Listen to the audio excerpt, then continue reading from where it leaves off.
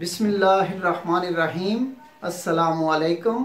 रूहानी रहनुमाई और रूहानी इलाज के सिलसिले का प्रोग्राम लेके आप सबकी खिदमत में हाजिर हूँ और उम्मीद करता हूँ कि आप तमाम बेटे बेटियाँ और तमाम बहन भाई खैरियत से होंगे। आज हम सूरह नून के बारे में बयान करेंगे।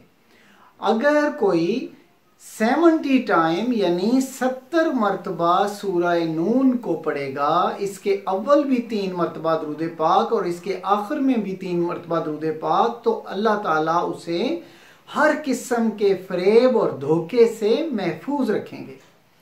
इसका नक्श ये सर दर्द के लिए बहुत मुजरब है, ये जरूर आजमाइएगा। अगर किसी मेरे बेटे बेटी को या किसी भी बहन भाई को सर दर्द हो तो इसका नक्श सर पे बांधेंगे तो चंद मिनट में आपको आराम आ जाएगा। अल्लाह ताला शिफा अता फरमाएंगे।